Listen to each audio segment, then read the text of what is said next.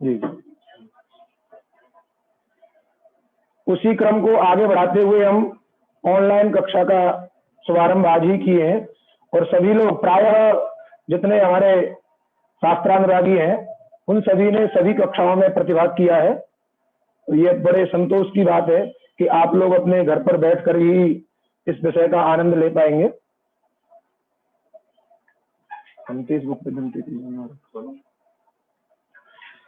तो मंगलाचरण हम पहले स्वयं का कर लेते हैं। कृष्णाय वासुदेवाय हरे परमात्मने प्रणतक्लेशनाशाय श्री गोविंदाय नमो नमः।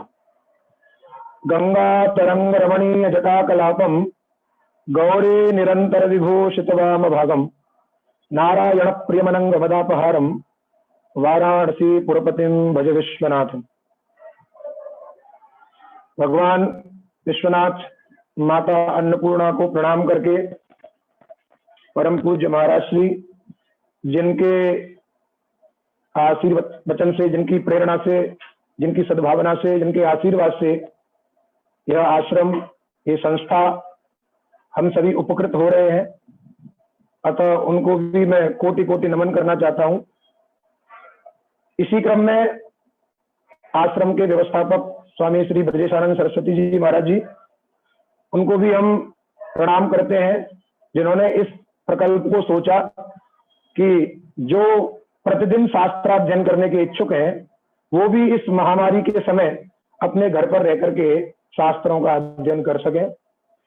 इसी उद्देश्य से छात्रों के कल्याण के लिए वो घर बैठे सीखें, जानें, समझें, ग्रंथों का अध्ययन करें, क्योंकि परंपरा का निर्वहन आगे आने वाली युवा पीढ़ी के ऊपर होता है।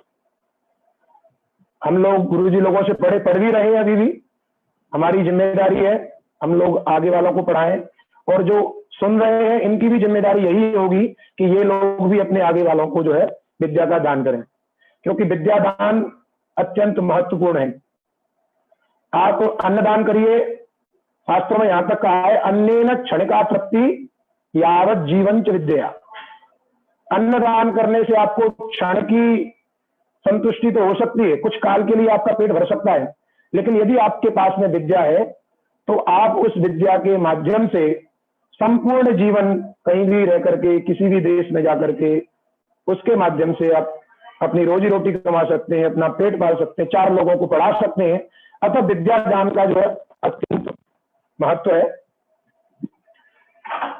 और विद्या में भी सबसे पहले हम व्याकरण का नाम क्यों लेते हैं, आप सभी जानते ही हैं। बहुत सारे श्लोक व्याकरण की प्रशस्ति में कहे गए हैं। यद्यपि बहुनादि से तथापि पटपुत्र व्याकरणम इत्यादि श्लोक जो है आप जानते हैं। तो व्याकरण पढ़ने का समय, व्याकरण पढ़ने का ज्ञान, व्याकरण का ज्ञान होना चाहिए। तो उस विद्या में हम लोग व्याकरण का अध्ययन कर रहे हैं। व्याकरण एक विशाल समुद्र है। उस समुद्र में से हमको क्या करना है, कोई समुद्र के सोखता अगस्त ऋषि के समान तो है नहीं। हम लोग जो है जितना जिसका सामर्थ्य है उतना उसमें से वो ले सकता है। हम लोग अपनी सामर्थ्य बुद्धि के अनुसार जितना ग्रहण कर सकें उतना ग्रहण करेंगे। इसमें आपके कर्म और आपका भाग्य दोनों ही कारण है। आप प्रयास करेंगे और कुछ आपका पूर्व जन्मांतरी जो संस्कार होगा वो भी इसमें बहुत ही। व्याकरण ग्रंथों में हम अत्यंत लघु, सबसे उपयोगी लघु सिद्धांत कौमुदी नामक ग्रंथ का अध्ययन करेंगे, क्योंकि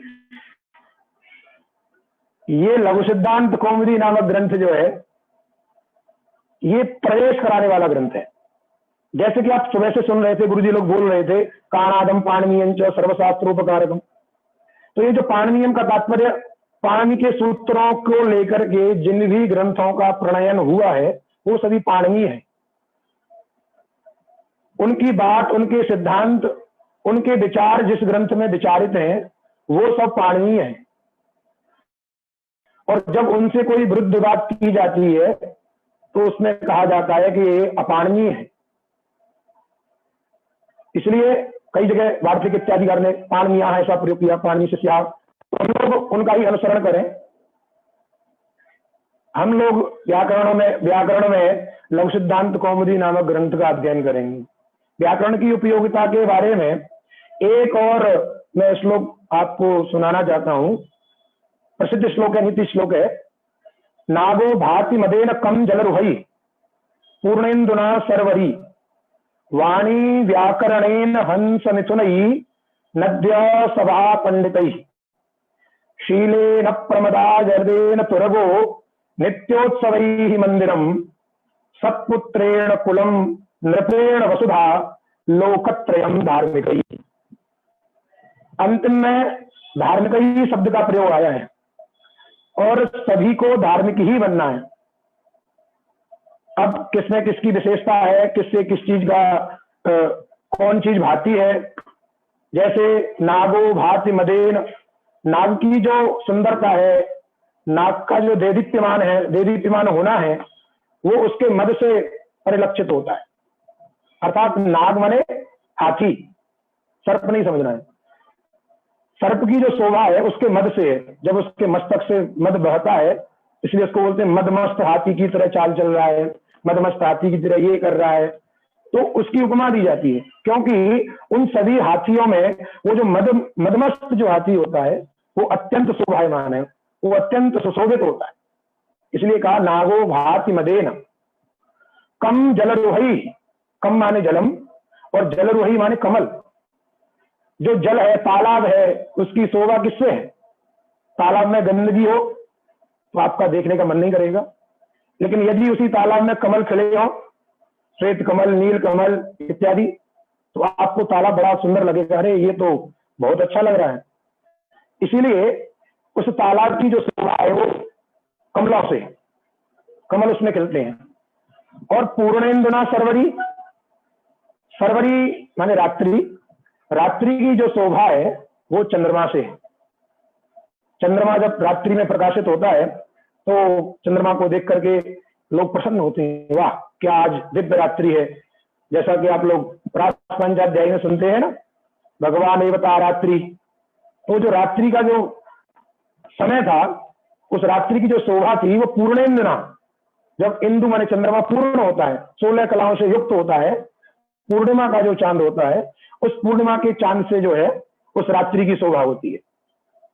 अब आगे जो महत्वपूर्ण बिंदु है जिसपे हम जिसके लिए विचार कर रहे हैं, वाणी व्याकरणेन, वाणी की जो शोभा है वो व्याकरण से है। व्याकरण का अध्ययन आप करेंगे तो उचित अनुचित शब्द का प्रयोग आप करेंगे, क्या उचित शब्द है, क्या साधु शब्द है, क्या असाधु शब्द है, क्या बोलना चाहिए, क्या नहीं बोलना चाहिए। अतः वाणी की जो शोभा है वो व्याकरण से है। और हंस मिथुनई ही नद्य, नदी की शोभा, नदी की जो शोभा है वो हंस के जोड़े से है। नदी में कोई पक्षी नहीं है, सामान्य पक्षी रहने पर भी अच्छा लगता है। गंगा जी हम लोग जाते हैं, पक्षी दिखते हैं तो उनको दाना वाना खिलाते हैं, लेकिन वहीं पर यदि हंस का जोड़ा हो तो आपको बड़ा आनंद आएगा, वाह क्या आज नदी शोभायमान हो रही है। तो जो नदी की महिमा है, नदी की जो शोभा है वो हंस के जोड़े से है, हंस मिथुनई नद्या। और सभा पंडितई, सभा की जो शोभा है वो पंडितों से है। अब हमने ये प्रोग्राम रख लिया और इसमें आप जैसे पंडित यदि ना आवे तो इसका रखने का उपयोग क्या है। तो जो सभा सोसाइटी है, जो भी हम समवेत होते हैं, एकत्रीकरण जो हम लोगों का होता है, उसमें पंडितों का रहना अनिवार्य है, विद्वानों का रहना अनिवार्य है। नहीं तो समुदाय तो बहुत सारे होते हैं, ईंटों का भी समुदाय होता है, पशुओं का भी समुदाय होता है। इसलिए समझ और समाज दो शब्द प्रयुक्त होते हैं। समझ और समाज में थोड़ा सा ही अंतर है, एक आकार का। यदि आपने समझ शब्द का प्रयोग किया है संस्कृत में तो समझ माने होता है पशुनाम समुदाय, और वहीं आप यदि समाज शब्द का प्रयोग करते हैं तो जो मनुष्यों का समुदाय है। तो मनुष्यों के समुदाय में और पशुओं के समुदाय में बस यही अंतर है। वो अंतर को समझना क्या है कि जो विवेक है, उचितानुचितत्व का जो विवेक है, किम कर्तव्यम किम अकर्तव्यम, ये सारी जो विवेकशीलता है वो केवल मनुष्यों के पास में, इसीलिए वो समाज है। और जहां समाज इस विवेक से शून्य हो जाता है, कर्तव्य अकर्तव्य से विमुख हो जाता है, उचित अनुचित का ज्ञान नहीं करता है, तो वो समाज समझ बन जाता है, पशुओं का समुदाय बन जाता है। इसलिए ध्यान देना है, सभा पंडित ही, तो जो सभा की शोभा है वो पंडितों से है। आगे शीलेन प्रमदा, प्रमदा शब्द का अर्थ होता है स्त्री।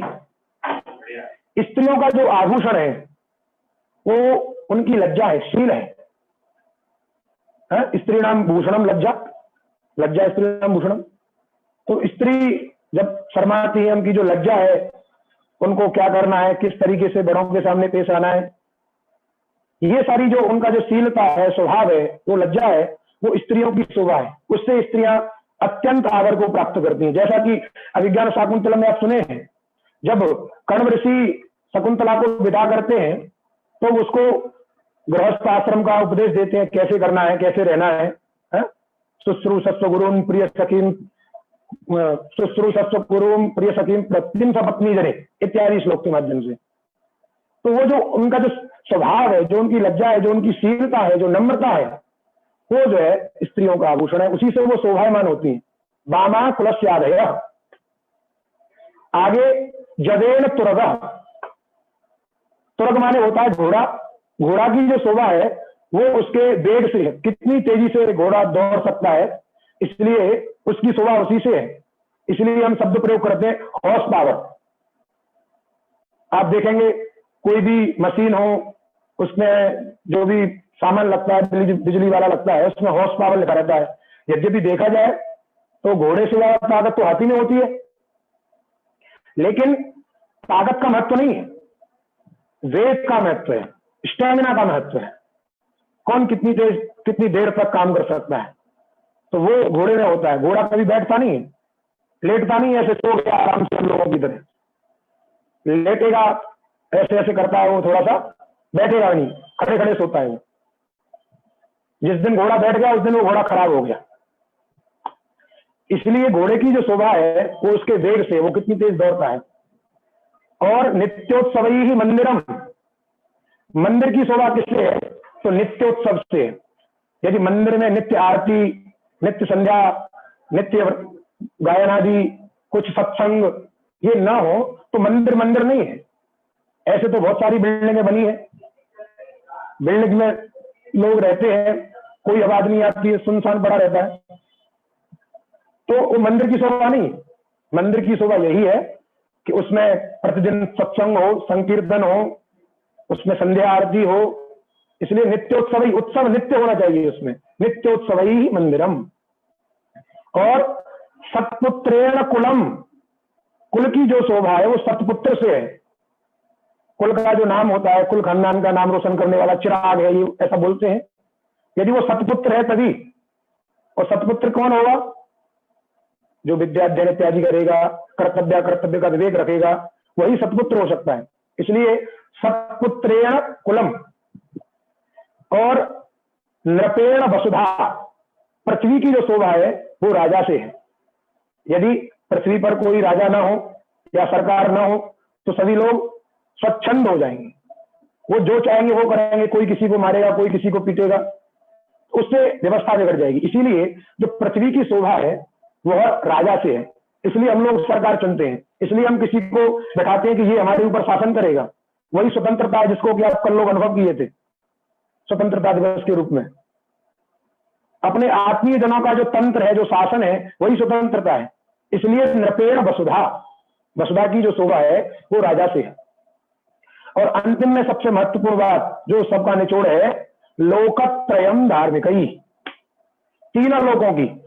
अब तीन लोग से आप कौन से लेना है, यह लोग परलोक दो यदि होते हैं, पृथ्वी लोग, भूलोक, भूरलोक, जो भी लेना हो आपको, जो भी समझना हो, उस तीनों लोगों की जो शोभा है वो आपकी धार्मिकों से होती है। यदि व्यक्ति धार्मिक नहीं होंगे, लोग धार्मिक नहीं होंगे, तो इस लोक की कोई शोभा नहीं है। इसलिए कहा जाता है, अरे उस देश में बड़े धार्मिक लोग रहते हैं, उस गांव में बड़े धार्मिक लोग रहते हैं, उस राज्य में बड़े धार्मिक लोग रहते हैं। तो धार्मिक से बताया जाता है कि वो राज्य अत्यंत अत्यंत उत्कृष्ट है, इसलिए लोकत्रयम धार्मिक ही। तो हम सबको धार्मिक बनना है, और धार्मिक बनने के लिए धर्म होना चाहिए।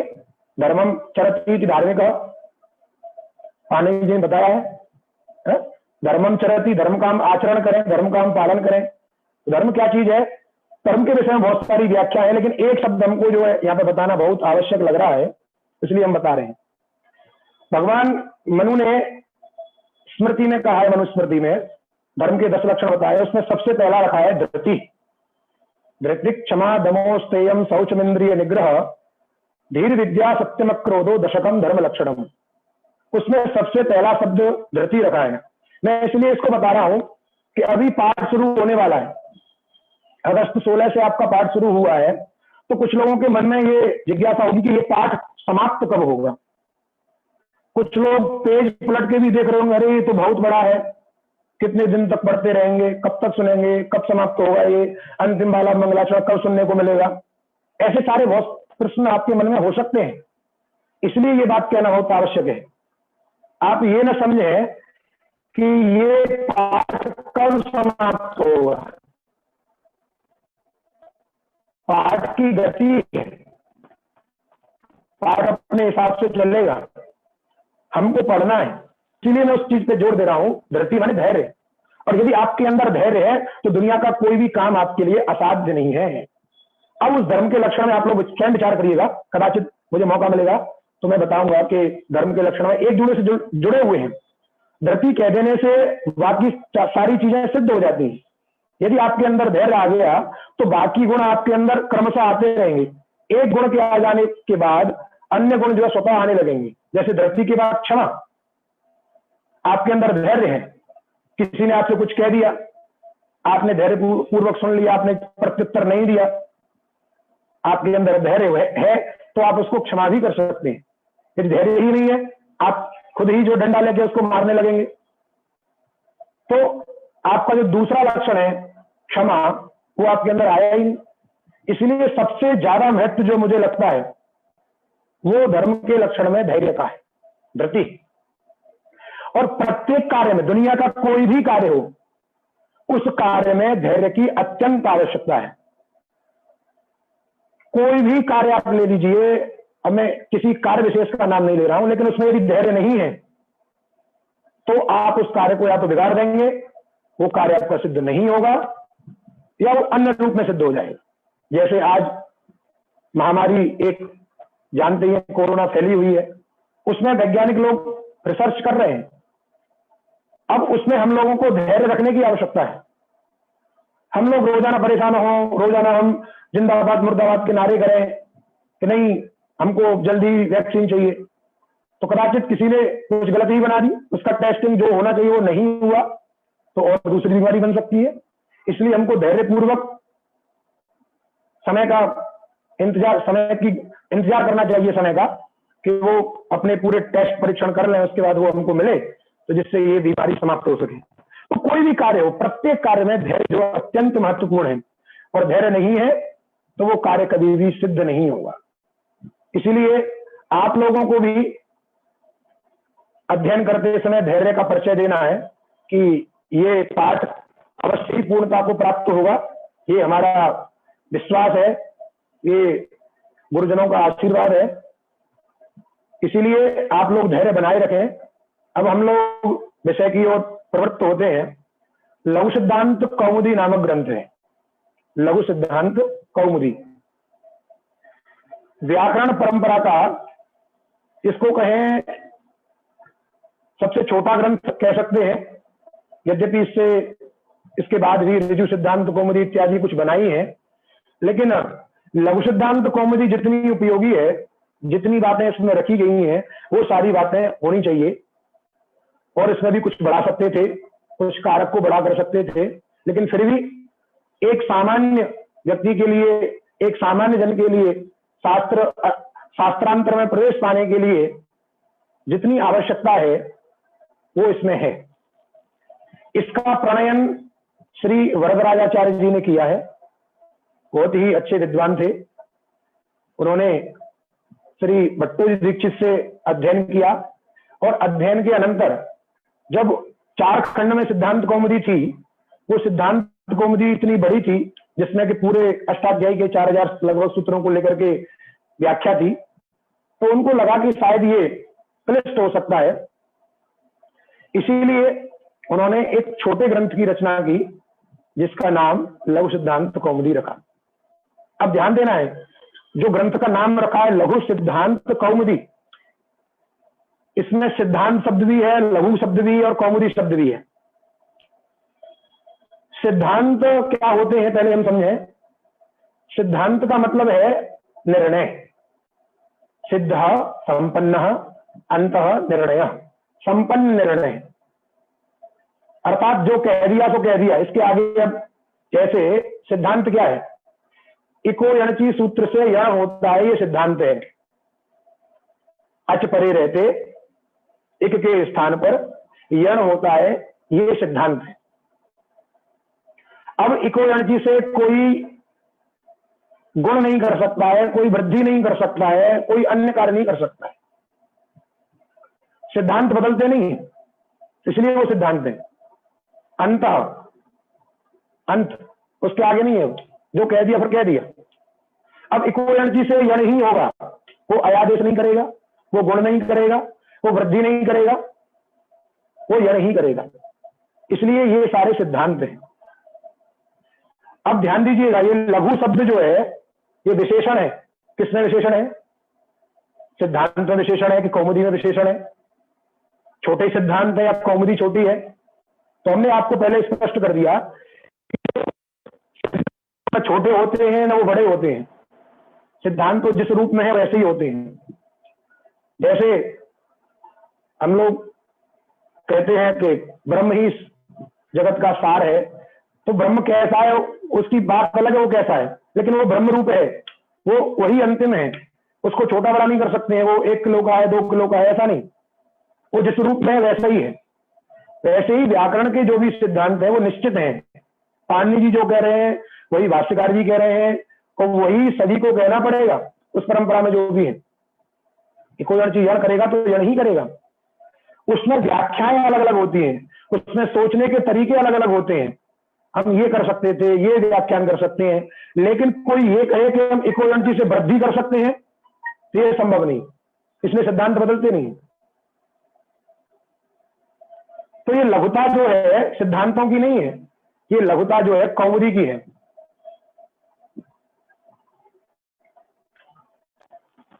कौमुदी लघु है।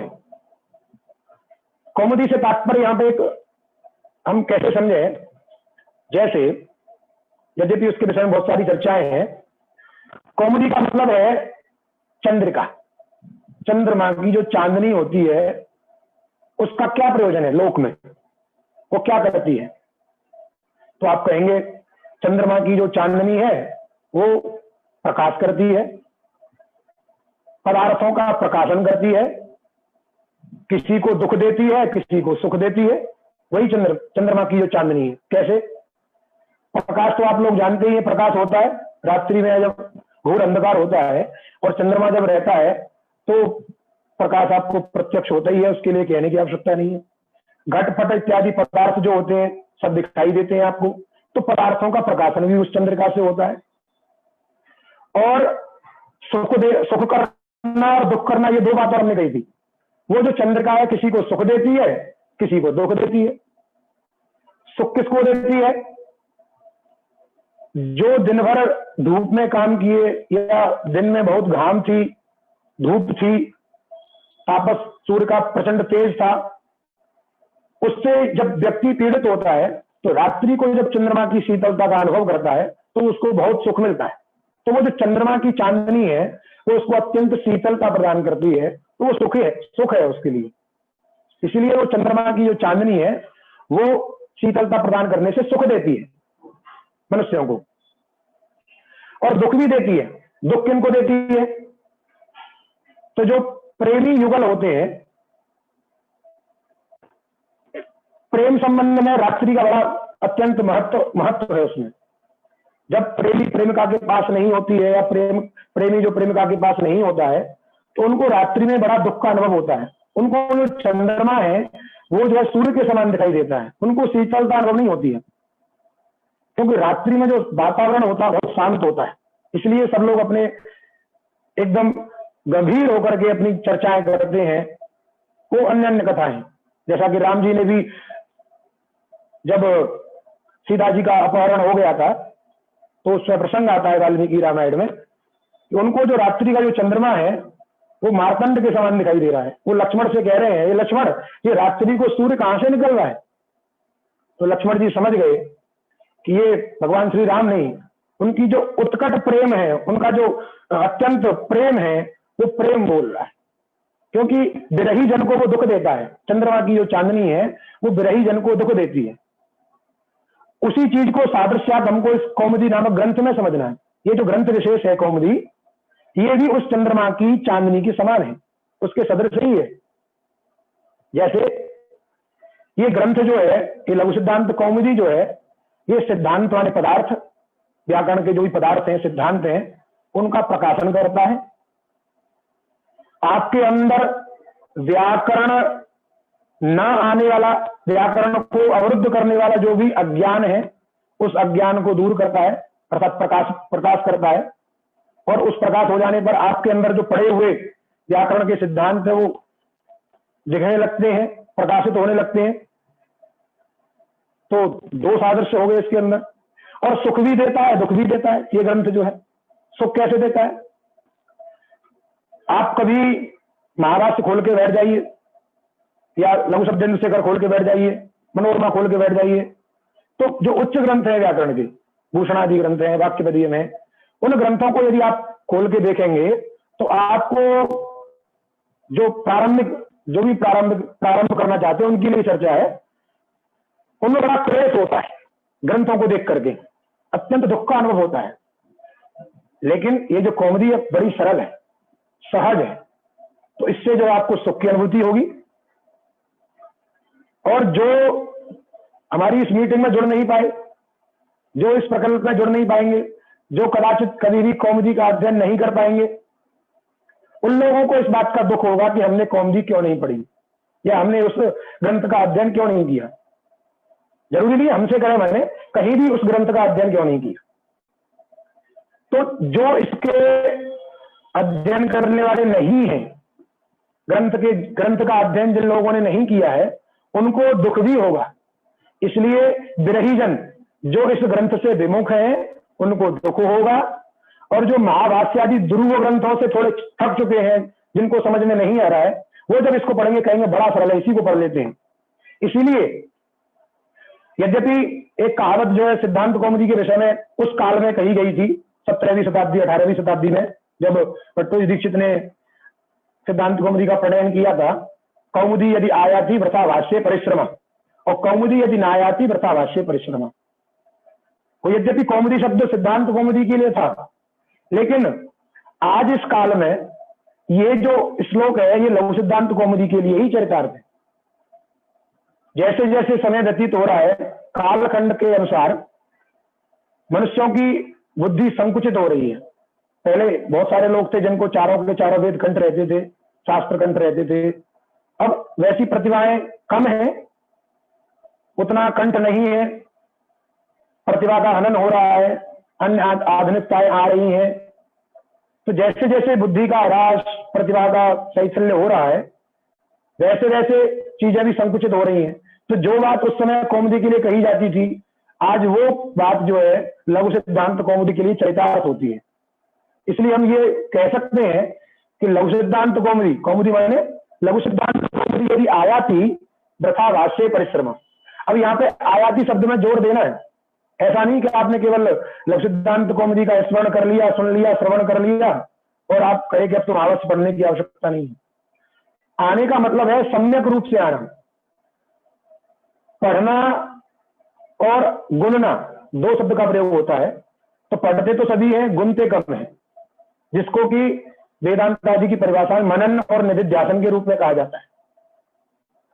तो मनन और निधिध्यासन भी करना है। और पंडित कोई जल्दी नहीं होता है। विद्या कालेन पच्यते, विद्या आपको धीरे धीरे समझ में आएगी, धीरे धीरे आप उसमें जो है प्रौढ़ता को प्राप्त करेंगे। आप अभी पढ़ेंगे, आपका स्वाध्याय काल है, चतुर्भिष्ट प्रकार विद्यो उपयोगी भवती, ऐसा भाष्यकार ने कहा है। 4 कालों में स्वाध्याय काल, प्रवचन काल इत्यादि रूप में, तो आप उसको समझेंगे। तो अभी आपका अध्ययन काल है, आप मन लगा के इसका अध्ययन करें। तो मैं बता रहा था कि ये जो कौमुदी है ये उस चंद्रमा की चंद्रिका के समान है, इसलिए ये कौमुदी है। और ये कौमुदी कैसी है? लघु है, बड़ी नहीं है। कहीं कहीं जैसे दृष्टांत के रूप में देखें हम, एक बार में जो चंद्रमा है पूरे विश्व में नहीं निकलता है। जो अन्य देश हैं वहां पे समय का अंतर होता है, कभी कहीं चंद्रमा निकलता है, कभी कहीं चंद्रमा निकलता है, समय का अंतर है, कहीं 12 घंटे का अंतर है, यहाँ दिन है वहां रात है। तो व्यापकता उसकी किस रूप में है? किसी देश विशेष को लेकर के वो निकला हुआ है, किसी देश विशेष में नहीं निकला है। वैसे ये जो कौमुदी है लघु है, इसकी व्यापकता उतने रूप में नहीं है। हम इसमें जितने भी पदार्थ हैं व्याकरण के, उन सभी को प्रकाशित नहीं कर पाएंगे। जैसे वो जो चंद्रमा है संपूर्ण देशों में एक साथ नहीं निकलता है एक काल में, उन सभी पदार्थों का प्रकाशन नहीं करता है, वैसे ही ये जो लघु सिद्धांत कौमुदी है वो संपूर्ण व्याकरण के पदार्थों का एक बार में प्रकाशन नहीं करती, इसलिए लघु है। यदि संपूर्ण, जैसे सिद्धांत कौमुदी में लघु विशेषण नहीं दिया, क्योंकि वो जो कौमुदी है सिद्धांत कौमुदी वो पाणिनि के जो लगभग 4000 सूत्र हैं उन 4000 सूत्रों पर प्रकाश डालती है, उन 4000 सूत्रों का प्रकाशन करती है। व्याकरण के जितने पदार्थ हैं, जितने तत्व हैं, उन तत्वों से आपको अवगत कराती है, इसलिए उसका नाम सिद्धांत कौमुदी है। उसमें लघुता और दीर्घता का कोई विशेषण नहीं दिया है। लेकिन ये जो लघु सिद्धांत कौमुदी है ये संपूर्ण व्याकरण के सिद्धांतों का प्रतिपादन नहीं करती है। जो उपयोगी है, जो आरंभ में आवश्यक है, उन्हीं सिद्धांतों का इसमें प्रतिपादन किया गया है, इसलिए ये लघु है, ये व्यापक नहीं है। इसलिए ग्रंथ का नाम लघु सिद्धांत कौमुदी। ग्रंथ के रचयिता मैंने आपको बता दिया, श्री वरदराजाचार्य इस ग्रंथ के प्रणेता हैं। लघु सिद्धांत कौमुदी जो इसका नाम है, ग्रंथ का नाम है, इस ग्रंथ के नाम में समास आदि भी कर सकते हैं, क्योंकि व्याकरण में व्याकरण अध्ययन करने का मतलब है कि शब्दों की व्युत्पत्ति, व्याक्रियन्ते व्युत्पाद्यन्ते शब्दा अनेन, ये तो व्याकरण का स्वभाव ही है। तो लघु सिद्धांत कौमुदी जो शब्द है, इस शब्द में क्या समास करें, क्या समझें?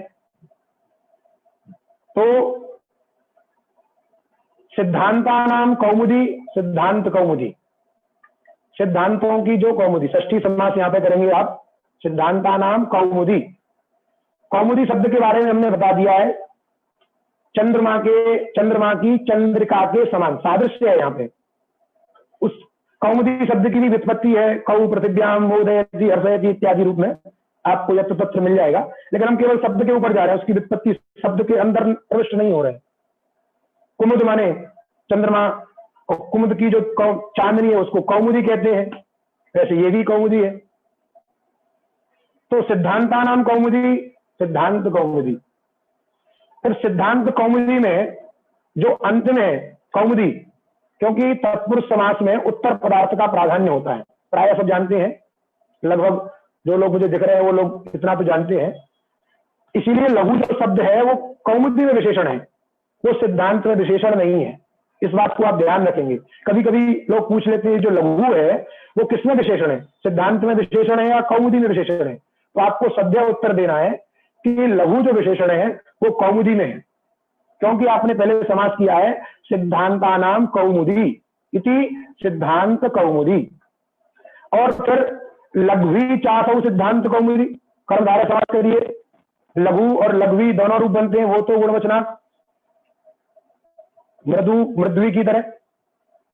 तो लघ्वी चासौ, लघ्वी इसलिए कह दिया कि जो विग्रह है वो दूसरे शब्द के साथ में कर दिया है, नहीं तो लघु चासौ भी कह सकते हैं दर्ज में, लेकिन लघ्वी कह दिया, कोई दिक्कत नहीं है। इसलिए लघ्वी की जो व्याख्या की जाती है अल्पा, लघ्वी माने अल्पा, थोड़ी, अल्पा कौमुदी, इसलिए लघ्वी, इसका नाम लघ्वी सिद्धांत कौमुदी भी रख सकते हैं। तो आप प्रश्न कर सकते हैं कि लघु सिद्धांत कौमुदी क्यों नहीं रखा, लघु सिद्धांत क्यों रखा। तो इस बात में भी आपको ध्यान देना है कि लघवी और लघु शब्द का दोनों पर्याय हैं, अर्थ एक ही है, फिर भी शब्द की दृष्टि से, मात्रा की दृष्टि से देखा जाए, लघवी में कई अक्षर होती हैं, लकारोत्तर, धकारोत्तर, वकारोत्तर, ईत्व, इतने उसमें जो वर्ण है। लेकिन लघु में लकारोत्तर, अकारोत्तर, धकारोत्तर, उत्व, यही आनपूर्वी है। तो कहीं लघुवी में आनपूर्वी बड़ी है और लघु में आनपूर्वी छोटी है। तो एक आदि मात्रा का जब लाघव होता है तो भैया आप लोग बड़े प्रसन्न होते हैं, अच्छी बात है, क्योंकि ये तो सूत्रात्मक ही बोलते हैं, सूत्र शैली के रूप में। कम बोलना है, कम में ज्यादा बात को अपनी को प्रेषित कर देना है, यही इनका स्वभाव होता है। इसलिए लघवी न कह करके उस ग्रंथ में हमने रखा है लघु, इसलिए लघु सिद्धांत कौमुदी। तो ये ग्रंथ के विषय में चर्चा हुई। अब